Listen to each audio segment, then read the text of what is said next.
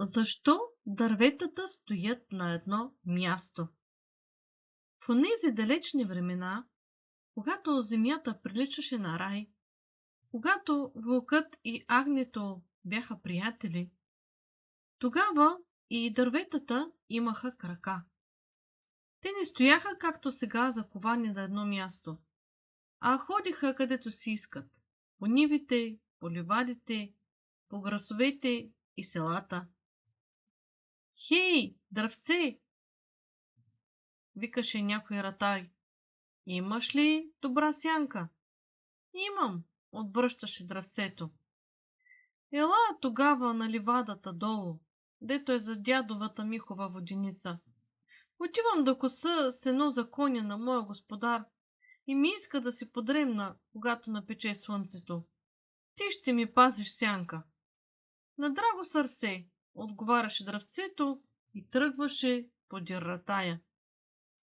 Или ябълко червена, какъв хубав род си родила тази година.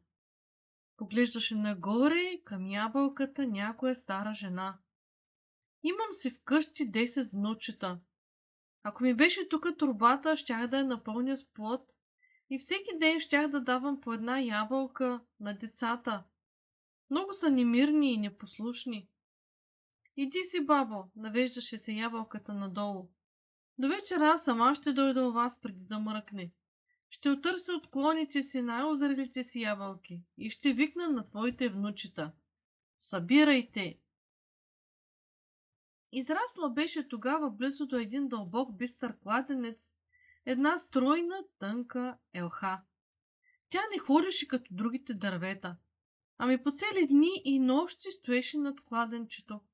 Оглеждаше се във водите му и не можеше да се нагледа на хубостта си. През един пролетен ден от някъде долетя птица. Касна по телхата, изви едното си око нагоре и рече: колко си тънка и висока елхице! Щом млъхне вятър, почваш да се люлееш. Позволи ми да свия гнездо в твоите клони и да си измътя едно пиленце. Защо не свиеш гнездо на друго дърво? Попита елхата. Защото другите дървета скитат по цели дни. И мене ме е страх да не загубя рожбата си. А ти все на едно място стоиш и как хубаво се люлееш. Моето пиленце ще заспива, упоено от шума на твоите клони. Позволяваш ли? Позволявам, каза елхата и пак потъна в кладенеца. Направи си гнездо птичето и снеше само едно яйце. Легна да го мъти и измъти едно птиче голошарче с жълта човка и жълти крачка. Щом излезе от яйцето, пилето записука. Гладно съм, мамо. Сега маминото. Майката литна за храна и почна да носи мухи, зранца, червии, трохи от торбите на орачите. Птичето стоеше в гнездото, ядеше и растеше. Когато се показаха първите перца върху крилете му, неговата майка се дигна и цял ден ходи да разправя по птиците по гората, че и нейното чедо ще може да лети. Един неделен ден елхата рече на птичето: Птиче, ти като летиш по света, виждала ли си друга елха по-хубава от мене? Не съм. Ти си най-хубавата. Елхата се зачерви от радост. И в той време някъде в полето се чу тъпан. Писна гайда. Какво е той? Попита елхата. Хоро има днес на поляната. Всичките млади дървета се събират да играят. Цял ден ще свири гайдата и ще бие тъпанът.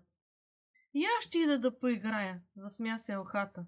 Моля ти се, не ходи тази неделя, помоли птичето. Почакай!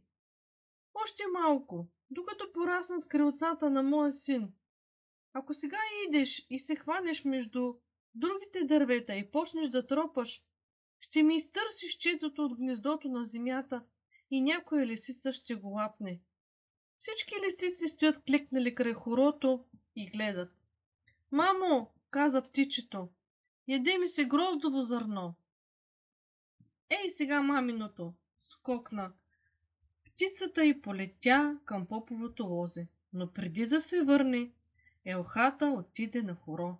Хвана се да играе между другите дървета. Почна да се друса, да кляка, разтърси клоните си и птичето падна от гнездото на земята. Една лисица го затисна с лапата си и викна: "Той, пиле, е мой късмет." Надвечер, когато елхата се тръгна, майката птица я посрещна. "Къде ми е златната рожба?" извика тя, като надникна в прасното гнездо. "Иди питай лисицата", отговори елхата. "Аз не съм ти прислужница, за да ти пазя рожбата." Сърцето на майката птица се сви. Тя дигна очи нагоре и изкрещя: "Дано краката ти да изсъхнат, и твоите, и краката на всички дървета по земята. Всяко дърво, където е, там да се остане за вечни времена, докато изсъхне и докато изгние." И от този ден нататък дърветата пуснаха корени в земята и останаха като заковани все на едно и също място.